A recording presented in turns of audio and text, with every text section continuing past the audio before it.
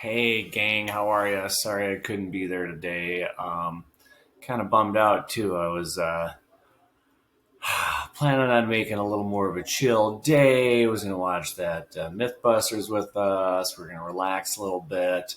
You'll notice that we didn't do the space flight work today. I want to talk about that on Monday. I was going to talk about it today. I think what we're going to do is I'll kind of circle back, and if there's some of you that really, really want to do the project, we'll find a way to do that. But I don't think I'm going to make everybody do it because the remaining steps are pretty complicated, and I just don't know that we have the time and ability to get everybody through it to do it. So yeah, as a fifth grade teacher team, we kind of talked, and a lot of us are going to shift gears and start some new stuff next week. But if it's something you want to get done, even if you want to kind of rework a group and find a couple people, we'll talk Monday.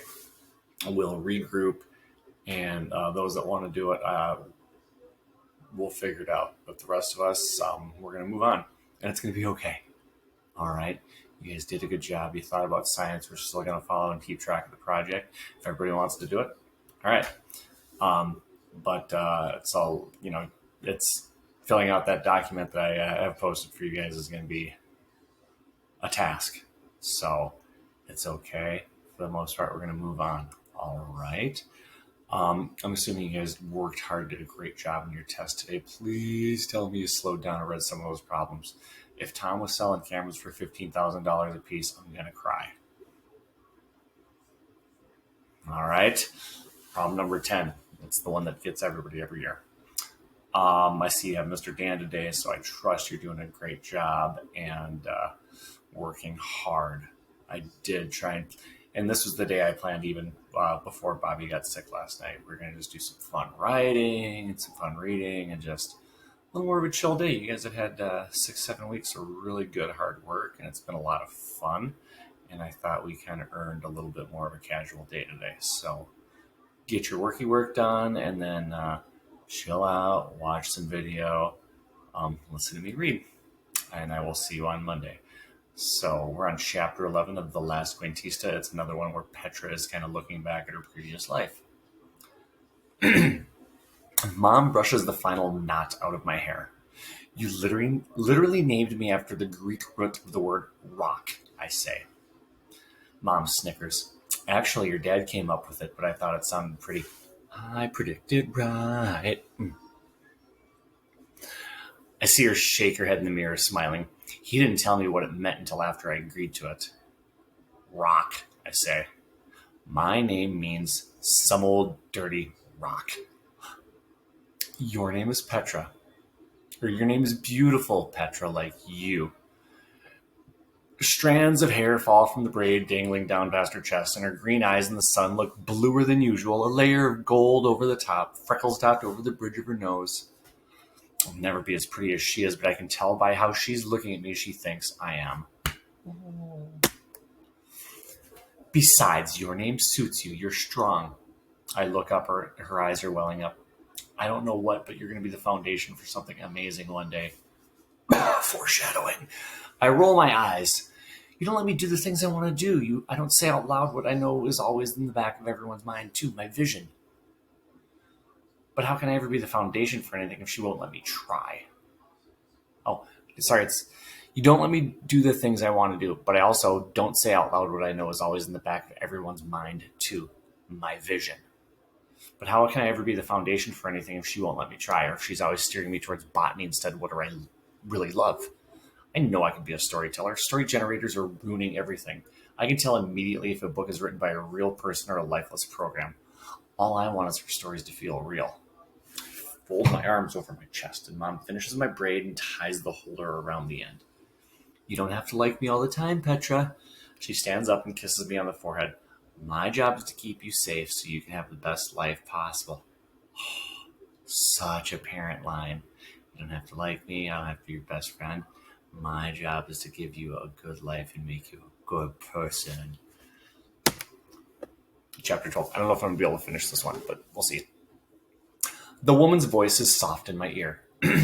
So we're back in the ship. Identify your role. I roll over and cough out a big green loogie. I know I'm about to betray myself. I'm I'm Zeta 1. My voice comes out in a rasp. Expert botanist and geologist. I am here to serve and obey the collective. Oh no, I screwed up. Oh god, I screwed up the line. Not obey, just serve. A faded vein under the lady's see-through skin moves as she furrows her brow. Elevate her, Crick, the Chancellor says. The man Crick lifts me to a seated position by my armpits. He places his cold hand on my chin, turning my face from side to side. Fascinating, he says, just like the lady. Just like the lady, a vivid blue vein runs over his left eyebrow, like he brushed eyeshadow way off course. And just like the woman, the lower half of his face sits in a shadow of his cheekbones. His lips are full, not from makeup trick or fake-looking fillers like back home. Similar braids spiral over his scalp. I glance at the woman next to him who shares all the same traits. What happened to them in the last 380 years? I think of biology class and Mrs. Cantor teaching us about the peppered moths in England, their new color camouflaging them from birds among the soot. They'd evolved so quickly. Those moths were still beautiful, but this is nothing like that. I think of the lady's epiderm filter comment. Epiderm's your skin, by the way. Have they done all this to themselves just to avoid looking different from one another? I swallow, cringing as my own saliva feels like I gulped hot coals. Crick lifts a shot-sized cup to my lips. It's a little cup. Not knowing what to do, I take a sip but tuck in the side of my cheek. A tiny bit slips through and the pain is instantly gone. I swallow the rest and shiver as a wave of warmth moves down my body. It's a little like Lita's cacao, only much stronger. I have no idea how people with memory wipe are supposed to walk or talk, so I sit quietly, holding my arms stiffly at my side. A little girl 2 pods away coughs too and gags up her own gelatinous lung slug. That's right. Expel it completely. Can you tell us your name? A man gently pants her back. In a tiny voice, the girl answers, I am Zeta 4, expert in all things nanotechnology and surgical. I am here to serve the collective. She doesn't even cringe when the man pokes his translucent nose to hers, glaring into her eyes. Zeta 4 looks as young as Javier. She sits stiffly while the man flexes her hands up and down at the wrist. Her small fingers make her perfect. Hang on 1 second. Okay, sorry, stepped away for a second. Crick turns back to me and picks up a corpuscope by its metal handle. He activates it, just like the pediatrician always did, and it flashes bright pink. He leans down in front of me, staring at my feet, then brushing it upward over my skin. Every so often, he pushes it back at arm's length to look at its display. It's so. As he passes it over my belly button going upward, I almost slap at his hand and then realize I need to keep my mouth shut and act the part. Crick presses the end of the wand, speaking into the tip just like a holotack. Heartbeat within normal limits. He proceeds upwards. Oh my god, my eyes. It's too low and out of my line of sight, but I sense him at the neck, then chin, then mouth. When the corpuscope reaches the bridge of my nose, it buzzes and turns solid pink. It's over. He leans in, staring. He's so close, and the room light's so bright, even I can see the tiny blood vessels spiderwebbing over his pale irises. Chancellor, I think you'll want to see this, he says. I hold perfectly still, unable to inhale a full breath. I can barely move, and I think I understand what shock feels like. She stares at the end of the scope. Defective. She presses its end. What's defective? The corpuscope speaks in rigid tone. Ocular disease. Diagnosis. Retinitis pigmentosa. Her eyes don't appear different than the others, Crick says. The Chancellor sighs. Many of their physical failings weren't outwardly visible. I clench my teeth together. I understand my parents being a little protective, but I'm no failure. Crick scans over my eyes again and shakes his head. I can't believe I've come this far, this many centuries away, just to have it end here. But we knew the rules and still brought my disease to their new world. My parents swore and signed my false medical history. The other monitors got rid of Ben for a lot less. I breathe in and out slowly and tuck my shaking hands under I'm guessing my legs. Get over there, McCarthy. But I'm no aberration. If I'm going to be purged, I'm going to give them a piece of my mind on my way out. I unclench my jaw and open my mouth to speak. The Chancellor turns to Crick. It's of no matter. We are not interested in her eyes. We are interested in utilizing her brain. I snap my head in her direction. Still, they are physically unique, Crick says, sarcasm in his voice. Look who's talking. But the collective has taken great strides and risk to move beyond that. Haven't we, Crick? Crick's shoulders sink. Yes, Chancellor. Just so we are all of one mind, she whispers softly in his ear. He makes an almost imperceptible head nod. I believe we have done enough to absorb this one. Small physical variance, don't you? She turns back, staring into my eyes. They're so ancient, we must try to ignore their appearance. Thanks to us and their programming, their minds have some value. And that is all we are interested in. So the kids are programmed to do jobs, and their bodies are out of date and weird looking to these future people. Of course, Crick says, setting down the corpuscope. I stare at the Chancellor, unmoving. Maybe they aren't so bad? Technically, these are the people who purged Ben, the ones before them did, and this collective isn't judging me at all by my eyes like people back on Earth did. It's been nearly 400 years after all. Maybe they've changed. But still, Suma's floating next to me in her pod, her brain being wiped anew. Like Dad said, what matters is how far they'll go. Right now, I don't care what they want us to forget. I just need to play the part until I can find my parents and brother.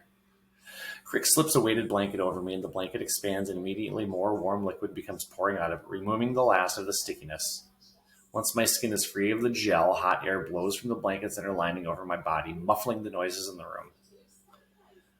Just like I was taught, I scan the room bit by bit. There should be 18 pods here. Only 4 total. Come here. Handsome little monkey. Are left, including mine. The little girl, Zeta 4, is the pod Suma's in, and one more. Who's in the one more? Suma, aka Zeta 2, is back in stasis in the corner, so the last to be removed. Zeta 3 is being lifted to a seated position. As soon as he's upright, I see he's too thin and tall to be Javier. Open your eyes, Zeta 3. I compare my freckled brown skin to the boy Zeta 3's. His skin almost glows beneath his freckles. I refuse to accept they want to name us all Zeta, so maybe just for me in that moment, I decide to come up with my own names for us all. She's already resisting. They pull off his cap to reveal a thicket of strawberry blonde hair. Rubio! That means blonde. And I have his name. The Chancellor pushes a probe on Rubio's tongue and stares down his throat. Remove them. Open your mouth, Zeta 3, Crick says. Rubio does just as he's told. My breathing speeds up as an assistant wearing a mask and surgical gloves approaches him. A spinning noise and a hum of a laser is followed by a burnt smell, a little too close to the reek of Dad burning chorizo and eggs on the weekend before he found out about the comet. The spin of Crick's tool shuts off. 2 singed pink nodules drop into a glass of fluid. My throat clenches. Crick holds them up like a curiosity and then sets them on a tray, along with our blood samples. Oh, thank God I've already had my tonsils out. But Javier has it. Even if it means they reprogram him like Suma, I will not let these people prod him like this. Come on. Let's get to the next page. It was a long chapter. I think that's a good place for me to stop. Wait.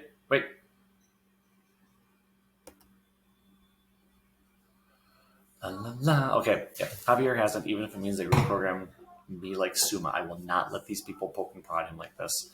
All right, I'm going to get Barbers in to get checked up to make sure he's feeling good. This should be plenty of reading. Do a good job the rest of the day. Listen to Mr. Dan. Enjoy some Mythbusters. Have an awesome weekend.